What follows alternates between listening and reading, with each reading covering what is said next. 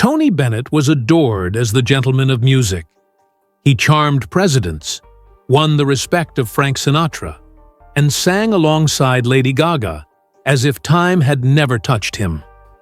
His warm smile and timeless voice seemed untouched by bitterness. Yet, behind closed doors, he carried a grudge so personal it haunted him for half a century. For decades, even his closest friends had no idea he quietly despised one singer. This wasn't professional jealousy or a minor feud. It was something that cut him so deeply he could never let go. As he neared death in 2021, weakened but clear, Tony Bennett finally confessed the truth. For the first time, the world would learn the secret he had buried for most of his life. It would shock those who thought they knew him, and it would reveal a darker side to one of the most beloved artists in American history. Anthony Dominic Benedetto entered the world on August 3, 1926, at St. John's Hospital in Long Island City, Queens. He was the first in his family born in a hospital, a small but hopeful step for an immigrant family struggling through the Great Depression. His parents, John and Anna, had come from Italy chasing opportunity, but instead found hardship. Their cramped apartment in Astoria was heated only by coal stoves that barely worked through brutal winters. Meals were never guaranteed, and poverty was constant. His father, frail from years of labor, worked as a grocer but carried a serious heart condition. Neighbors saw the Benedettos as proud and hardworking, but they also saw a family living on the edge. In 1936, tragedy struck. Tony was just 10 when his father collapsed and died at the age of 50. His death plunged the family into despair. Anna, now a widow with 3 children, found work as a seamstress in sweatshops, sewing long hours for pennies. Rent was often overdue, and there were days when the landlord threatened eviction.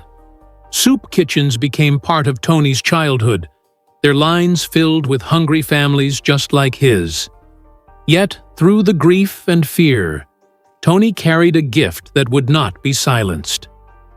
At that same age of 10, he was chosen to sing at the opening of the Triborough Bridge, one of New York's great engineering marvels.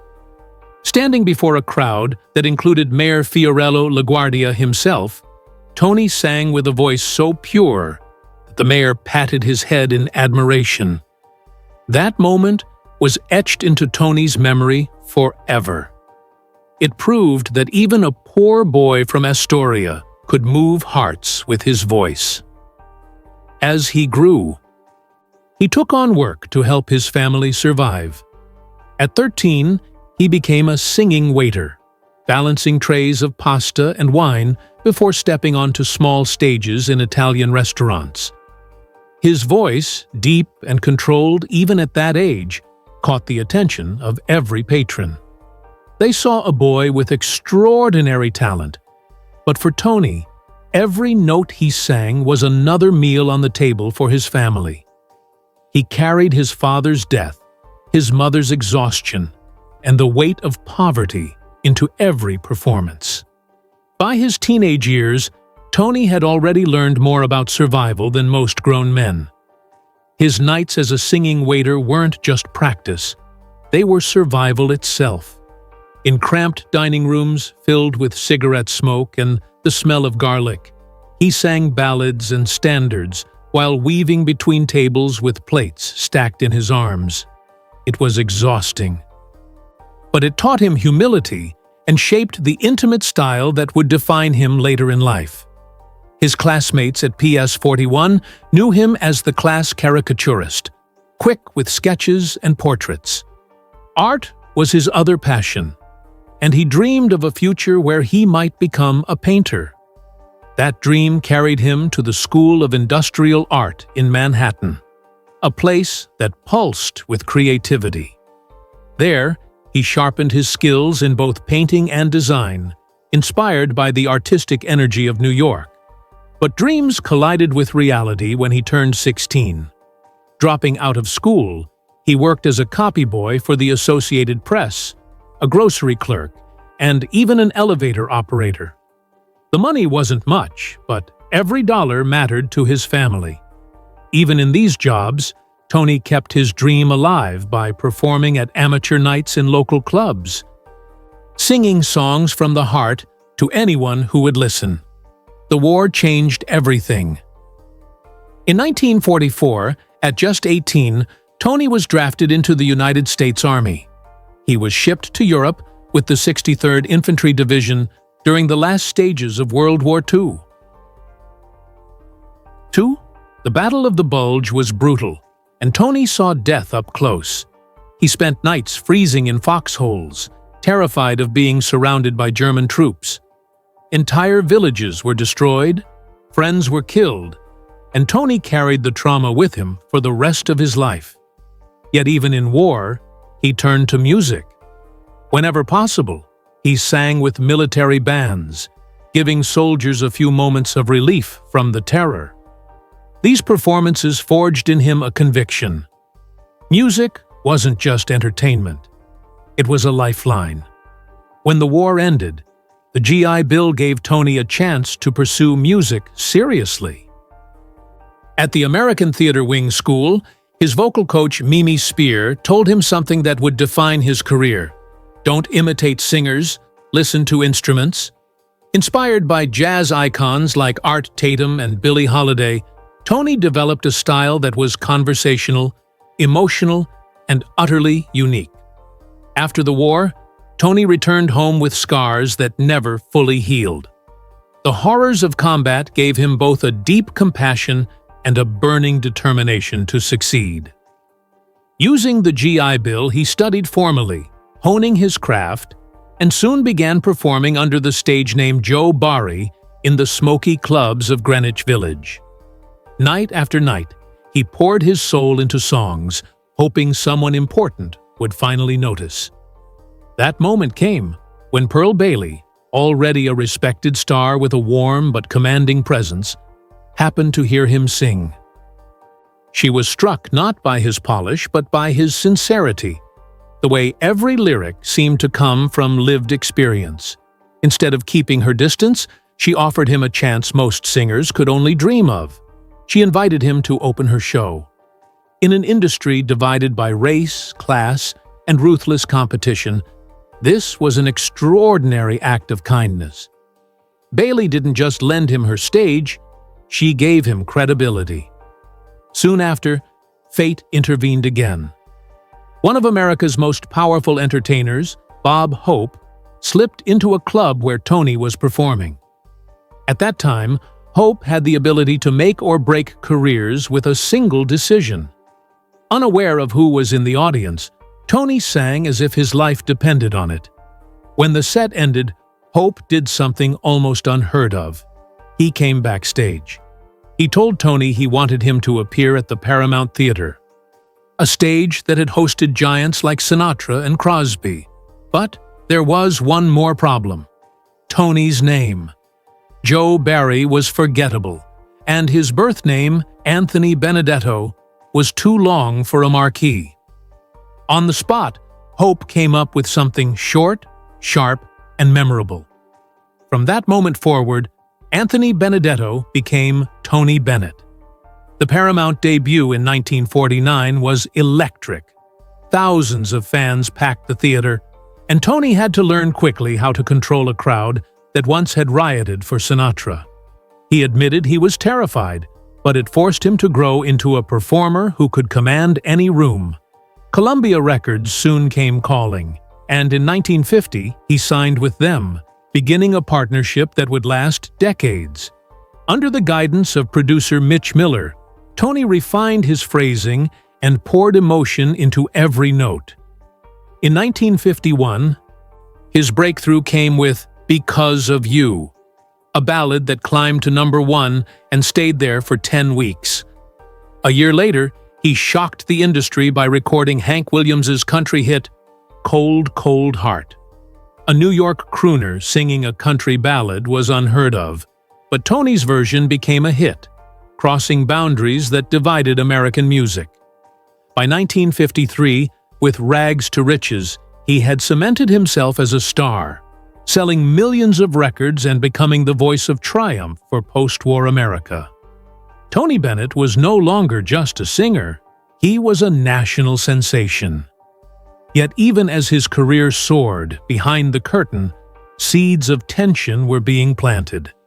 By the mid-1950s, Tony Bennett had become more than a pop singer. He was a force respected across musical worlds.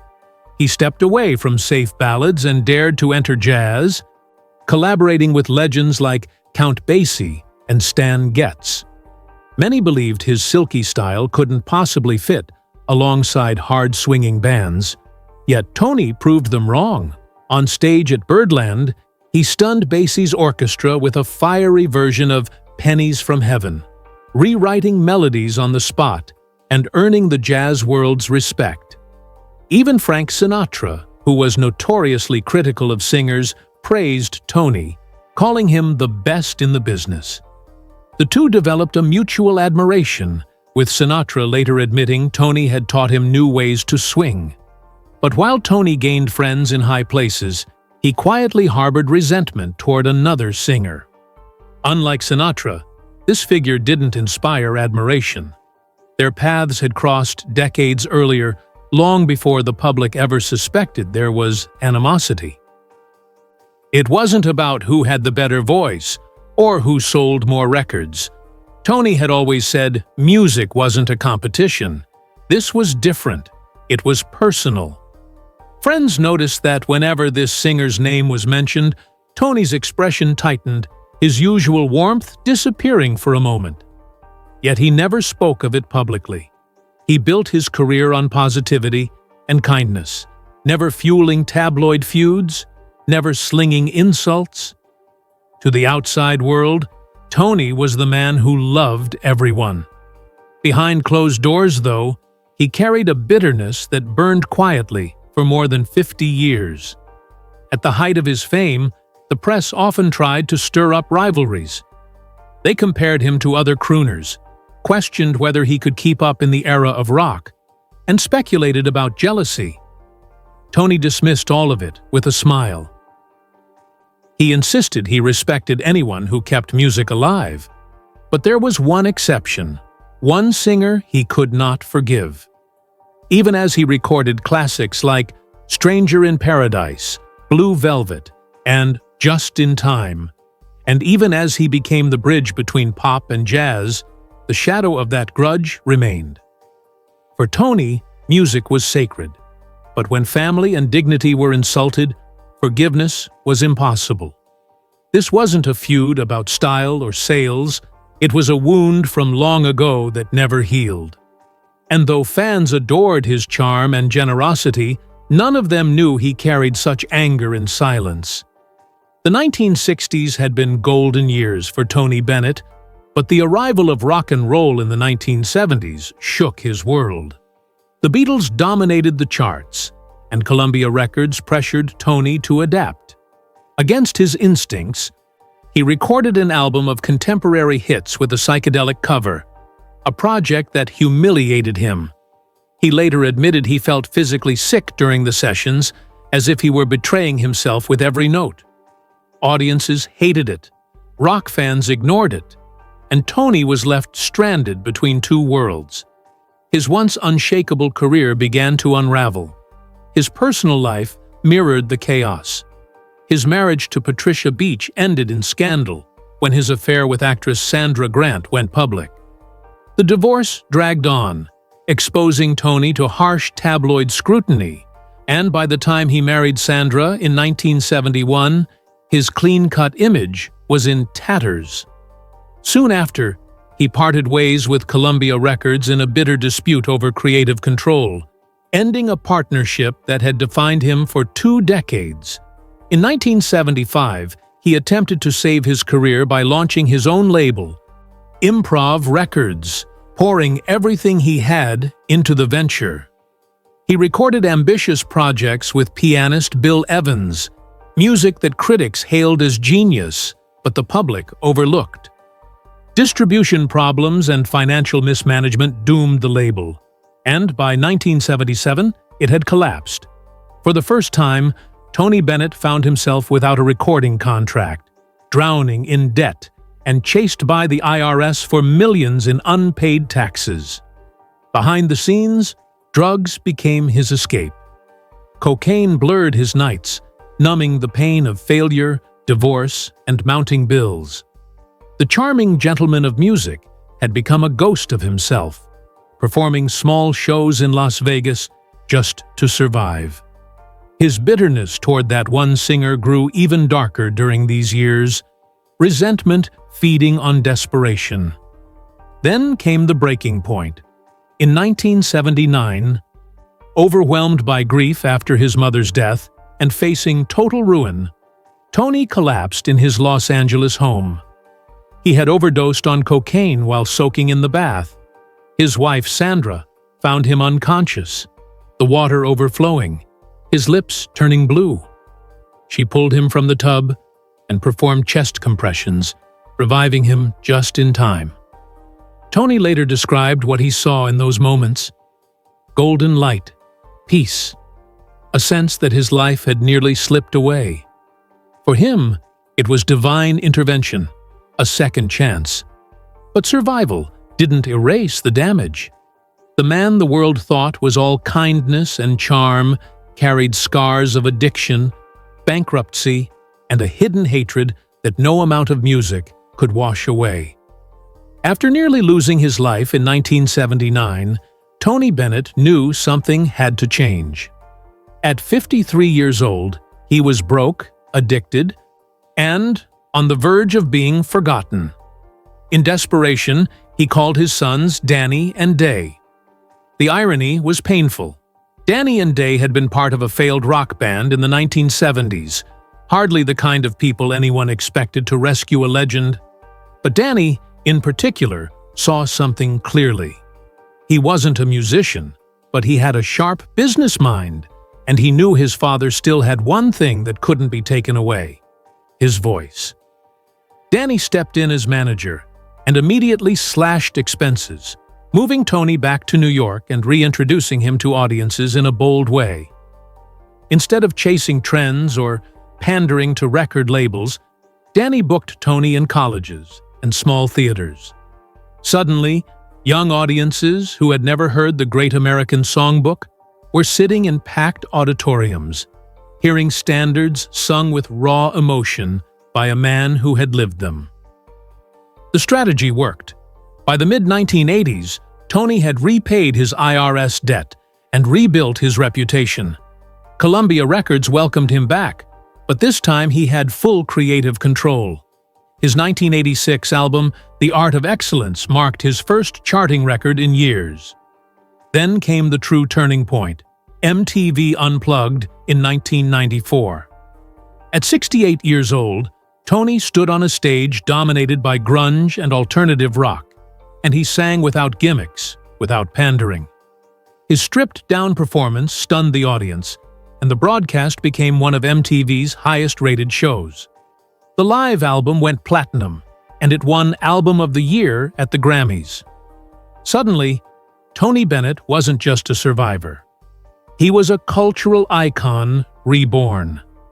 As the years went on, collaborations with younger artists, from K.D. Lang to the Red Hot Chili Peppers, showed he could cross generations without losing authenticity.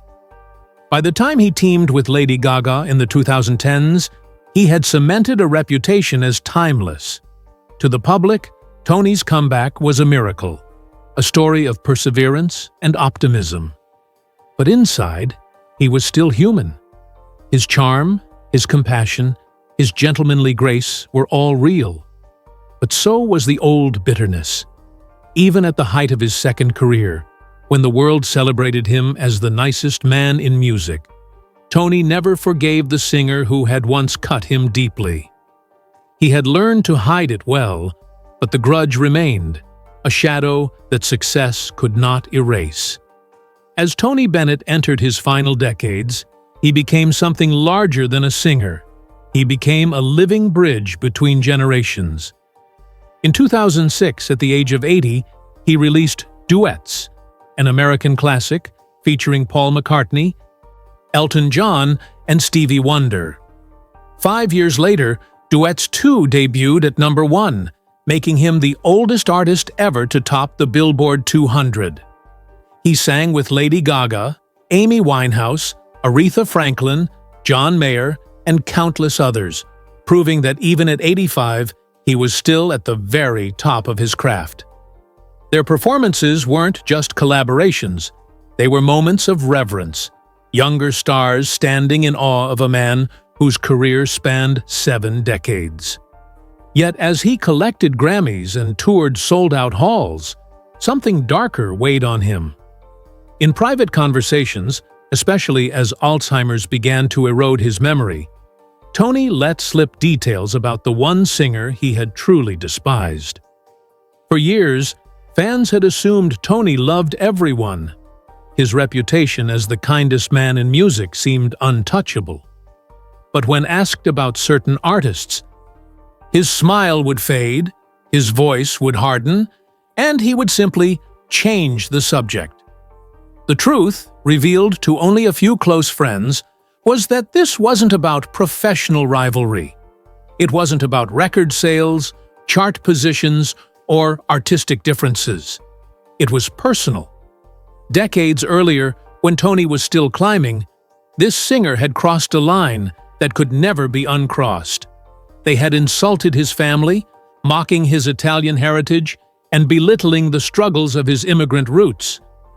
To Tony, whose entire identity was built on honoring his parents' sacrifices, it was unforgivable. He carried that pain quietly, hiding it from interviews and biographies, choosing not to tarnish his reputation with public grudges. But in his final years, as he faced the reality of memory loss and the approaching end of his life, Tony admitted the truth. He had never forgiven that insult. He had buried it for more than 50 years, but the bitterness had lived with him every single day. On July 21, 2023, Tony Bennett passed away peacefully in his Manhattan home just 2 weeks shy of his 97th birthday. The world mourned the loss of a man who had sung for presidents, performed on every major stage, and whose voice had been the soundtrack to countless lives for over 7 decades. Headlines praised his warmth, his kindness, his unwavering devotion to the great American songbook. From his childhood as a singing waiter in Queens to his last performance at Radio City Music Hall alongside Lady Gaga, Tony embodied resilience. His career was a story of survival, of falling and rising again, of proving that true artistry could outlast trends and time itself. He left behind more than 70 albums, over 50 million records sold, and 20 Grammy Awards, including his final one at age 95. His longevity defied the industry's expectations. Most artists fade with age. Tony only grew stronger, more respected, more beloved. His voice, cracked slightly by age yet rich with experience, became a symbol of living history. He was the last of the great crooners, yet he stood shoulder to shoulder with modern stars, never seeming out of place. His legacy was also cemented in his philanthropy. With his wife Susan, he founded the Frank Sinatra School of the Arts in his old neighborhood of Astoria, giving back to young people who dreamed of music and art just as he once had. The school became a testament to his belief that creativity could change lives. And it ensured that his name would live not just in recordings but in classrooms filled with future artists.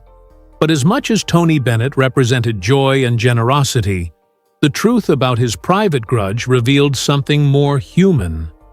Even a man who preached love and peace, who sang ballads that melted hearts, was not immune to bitterness. The singer he had despised was never named publicly, but those close to him knew the reason. Decades earlier, long before Tony became a legend, this singer had mocked his immigrant background, sneering at his family's poverty, and belittling the sacrifices of his parents. For Tony, who had lived through soup kitchens, eviction threats, and the heartbreak of losing his father at age 10. It was more than an insult. It was a wound to his very identity. He could forgive business betrayals. He could forgive record label disputes. He could even forgive those who had written him off during his darkest years, but he could not forgive that insult.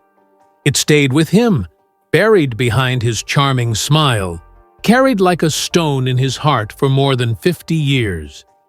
Even as he sang duets with icons, even as Lady Gaga wept beside him in the studio during his final recordings, that bitterness never faded.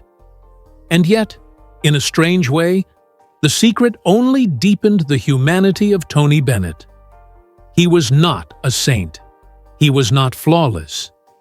He was a man who had known hardship, who had carried grief, who had climbed out of poverty and addiction, and still managed to become one of the most admired figures in music. His grudge did not define him, but it reminded the world that even the kindest souls can carry scars that never heal. When Tony Bennett died, he left behind a legacy of timeless music and a reputation as one of the nicest men in show business. But he also left behind a reminder that legends are human too. Behind every smiling photograph, behind every graceful note, there are hidden truths. For Tony Bennett, that hidden truth was a bitterness he could never let go of. And now that the secret is out, it adds one more layer to the story of a man who lived nearly a century, gave the world beauty, and yet carried with him a darkness that no one ever expected. A man whose songs will live forever, but whose secret proves that even icons are not immune to pain.